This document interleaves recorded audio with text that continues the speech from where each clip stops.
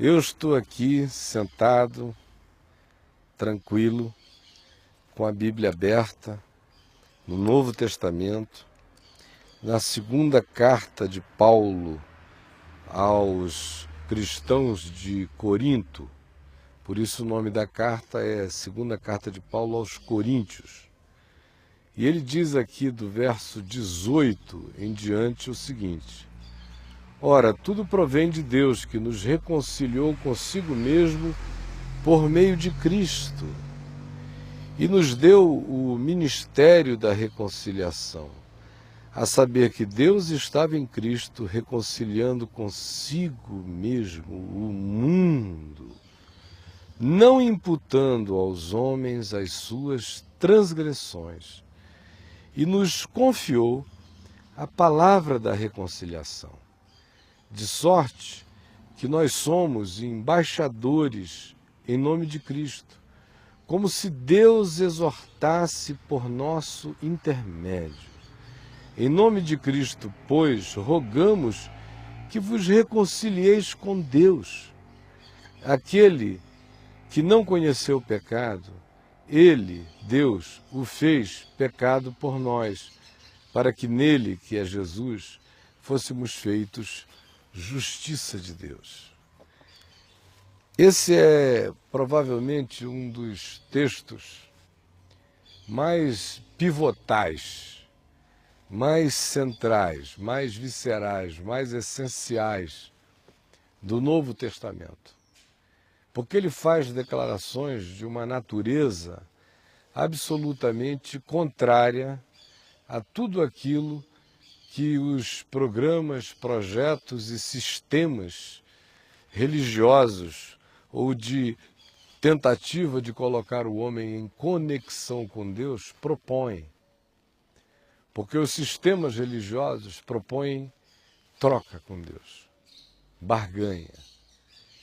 Você faz penitência, se mostra completamente sofrido e para isso você se priva de alimentos, você se priva de sexo até conjugal, você se priva de bebidas, você determina que você vai a um templo todos os dias ou que você vai entrar numa corrente e não vai faltar nem um dia. No passado as pessoas subiam no Rio de Janeiro a escadaria da Penha, de joelho ali, fazendo a promessa. Hoje em dia ninguém está mais para fazer esse tipo de sacrifício, aí o pessoal se sacrifica de outro modo, indo a reuniões em igrejas 5, 6 vezes no dia, tem gente que vai, outros vão todos os dias, entram numa corrente para não quebrar ali o tempo todo, e ficam oferecendo coisas a Deus. Senhor, se tu fizeres com que esse homem não saia da minha vida, eu prometo que eu não vou faltar mais nenhuma quarta-feira a esta reunião aqui. Não importa se o cara é casado, se 3, 4, 5 crianças vão ficar para trás, porque nem sempre o homem é responsável com a paternidade uma vez que o casamento acabe, infelizmente. Mas ela está pedindo que Deus faça isso por ela, e em troca ela está propondo frequência a reuniões. Ou então pode ser dinheiro. Senhor, se tu me deres este emprego, eu prometo que eu vou tirar todos os meses 20% e vou dar para alguma causa. Me dá esse emprego que eu vou fazer isso. Mas sempre tem uma troca. Ou então daqui para frente eu vou demonstrar a ti, ó Deus, para provar o meu desejo, o meu interesse de que tu faças algo por mim, escolhendo as piores privações que eu puder para mim mesmo, para o Senhor ver como eu estou sofrendo e me sacrificando para receber isso. Ou então o indivíduo acredita que Deus não resiste a um coquetel religioso. Aí ele faz um despacho, aí põe lá uma galinha, oferece a Deus uma farofa, acha que Deus gosta de caninha, ou de uma cerveja, ou se o Deus dele é mais sofisticado, ele coloca uma champanhe, mas ele serve a fome de Deus com comida. É um Deus meio indigente e que precisa ser alimentado pelos necessitados da terra. Veja só que contradição. Ou então o indivíduo chega e vai mais além ainda. Tem gente que propõe fazer mal a alguém em troca do que está desejando. Nesse caso, o indivíduo não pode ter nem a ilusão de que está falando com algum Deus. Ele tem que saber que o nome do Deus é diabo. Aí a pessoa vai e oferece desde sacrifício de animais e tudo, até hoje em dia, infelizmente, abrem covas, desenterram cadáveres, oferecem cultos macabros as coisas mais loucas, de modo que tudo é a mesma história. Pode ser num altar cristão, de trocas, de barganhas, de oferendas, de sacrifícios, de penitência, ou pode ser no outro extremo, numa coisa de ocultismo brabo, feio, horroroso, chegando a extremos inconcebíveis. Mas, de ponta a ponta desse espectro religioso, e se você não quiser ficar apenas aqui nas visões ocidentais e quiser ir para o Oriente, ou ir para a Índia, para a China, para o Japão, para a Tailândia, ou para a África, ou para tribos primevas, ou se você for pesquisar do ponto de vista histórico, antropológico, na história da civilização humana, você vai ver que essa descrição que eu fiz hoje, contemporânea, ocidental e brasileira, é um fenômeno humano, mundial, não só contemporâneo hoje, mas que se manteve presente em todo o curso da história humana, como um conceito prevalente, como um conceito majoritário. A maioria esmagadora faz assim porque todos, sem exceção, todos os deuses e projetos de deuses da Terra, fazem diferente do que Deus, o Deus eterno e verdadeiro, faz. Eles propõem troca, barganha. E o homem, sejam em altares incas, astecas, maias, ou tenham sido em altares egípcios, ou celtas, ou bárbaros, ou romanos, ou de tribos muito primitivas, mergulhadas no interior do Amazonas, ou em qualquer lugar, alguma oferenda é oferecida em troca. Me dá isso que eu te dou isso. E Deus fica reduzido ao tamanho do indivíduo.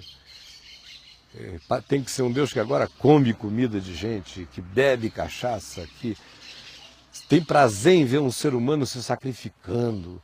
É um Deus diabólico, em outras palavras. Agora, o que está dito aqui contradiz essa coisa toda.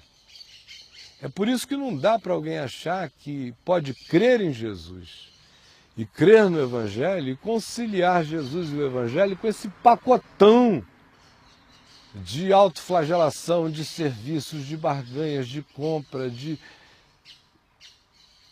mercadejamento de uma relação com Deus. Vem Paulo e diz, ora, primeiro, nada provém de nós. Não tem coisa alguma que eu vá fazer que vá tornar Deus maior, ou Deus menor, ou Deus melhor, ou Deus pior. Deus é Deus, e Deus é bom, e Deus é amor. E a sua misericórdia dura para sempre. Isso não muda.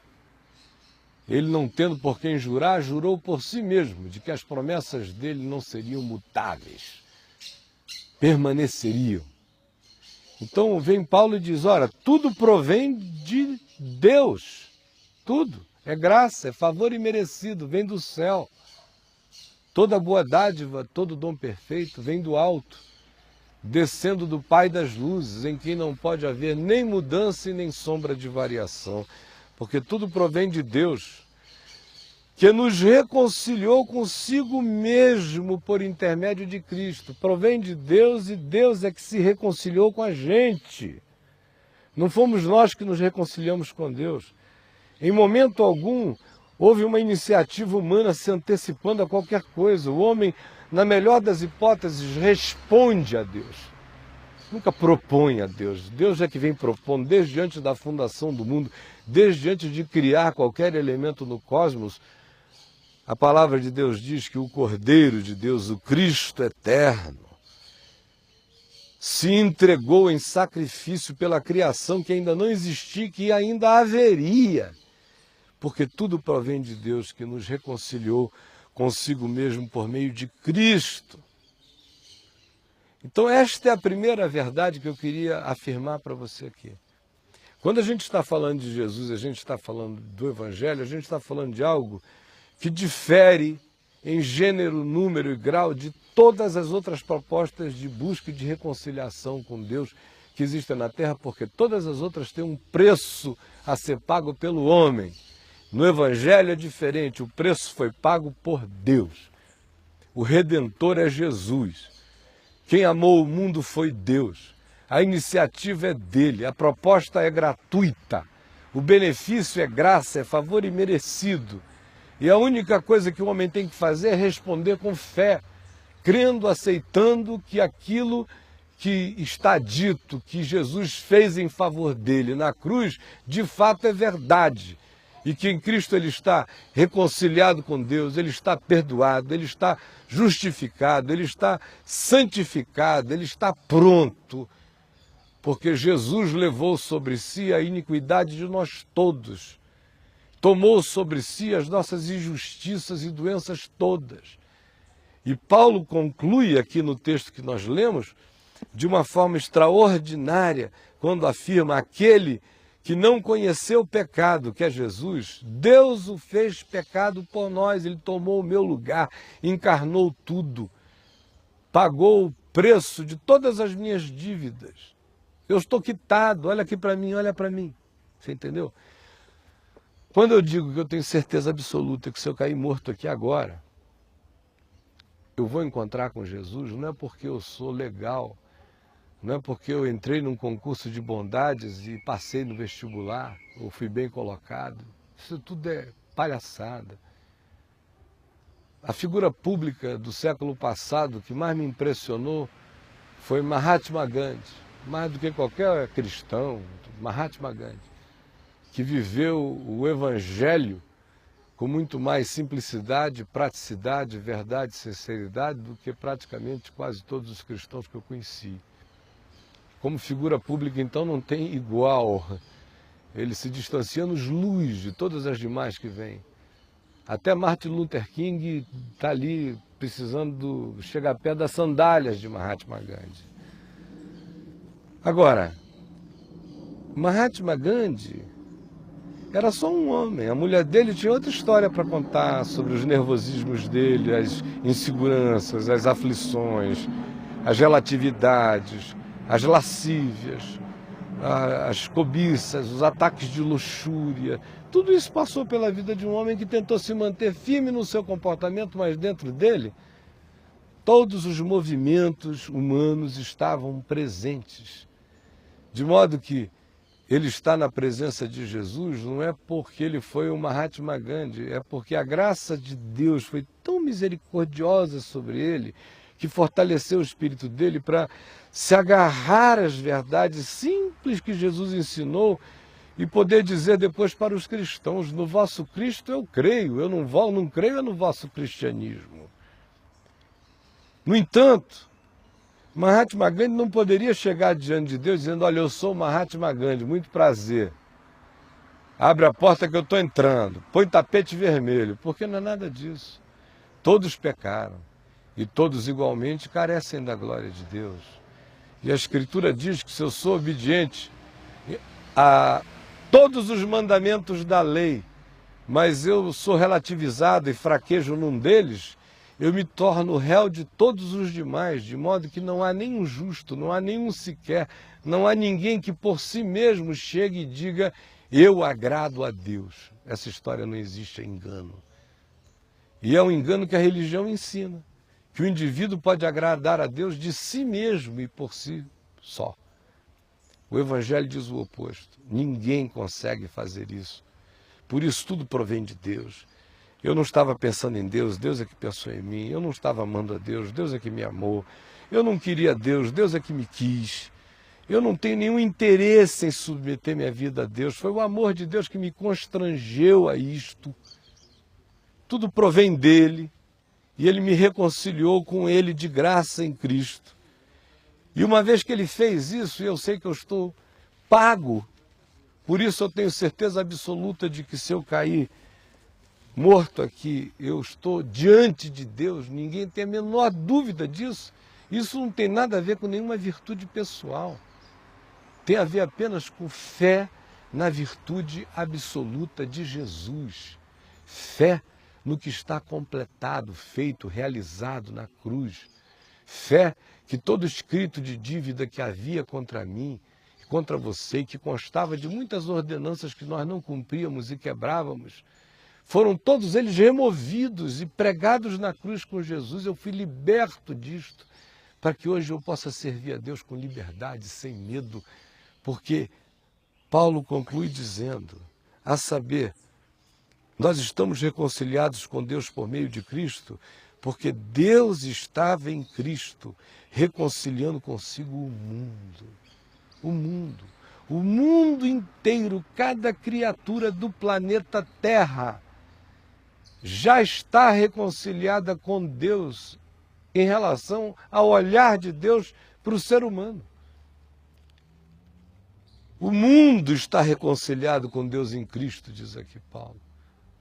O mundo é que não sabe disso, ou o mundo é que sabendo não quer, ou você é que sabendo dá de mão, ou você é que insistentemente sabendo não acolhe, não aproveita e prefere continuar essa vida sem Deus, de mal com Deus, hostil a Deus, indiferente a Deus, fugindo de Deus, dizendo que crê que existe uma força suprema, mas fique lá que eu estou por aqui.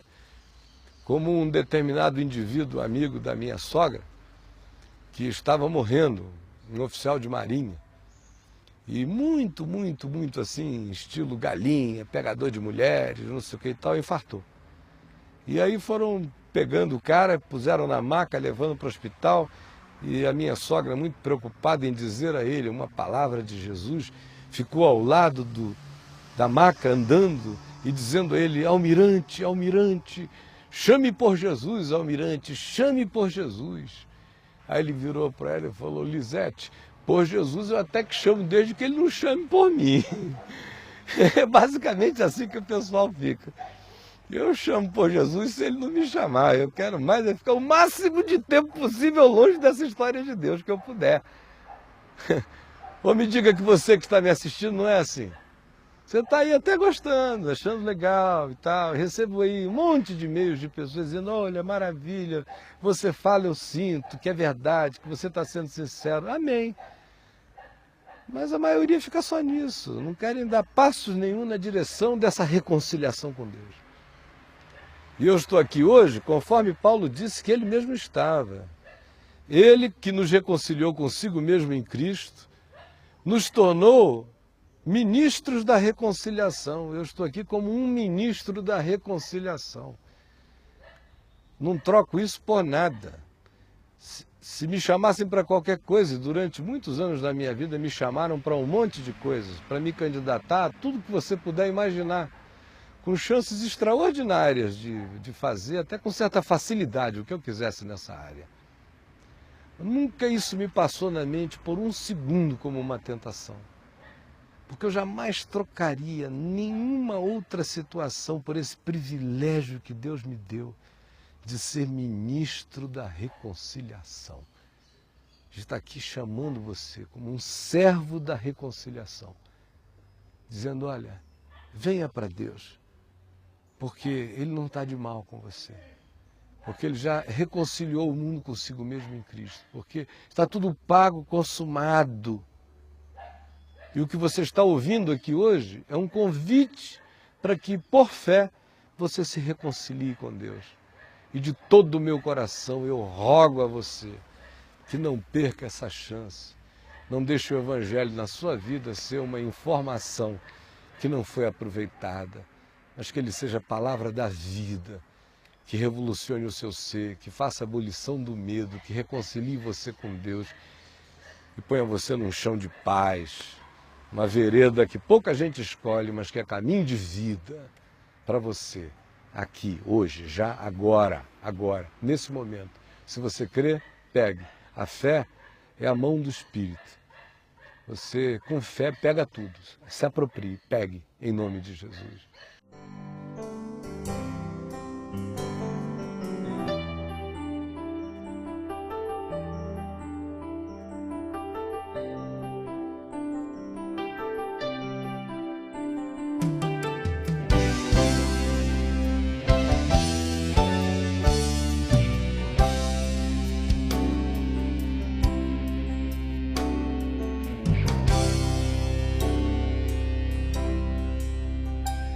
Teu povo aqui presente, todos numa só voz declarando que só Tu és grande, exaltamos Teu doce nome. Pelo amor, pela cruz, por Teu Filho Jesus, pois és santo, sim, és digno de louvor e de ser adorado. És bondoso, Pai querido, dentre todas as coisas Tu és verdadeiro, Senhor.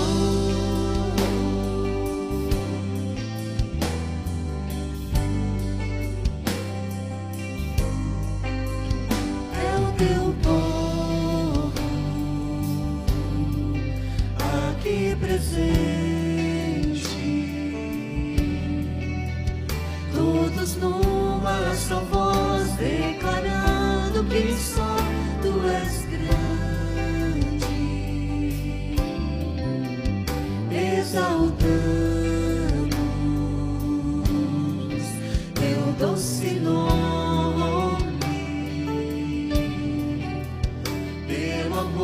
Pela cruz, por Teu Filho Jesus, pois és santo, sim, és digno de louvor e de ser adorado. És bondoso, Pai querido, dentre todas as coisas Tu és verdadeiro,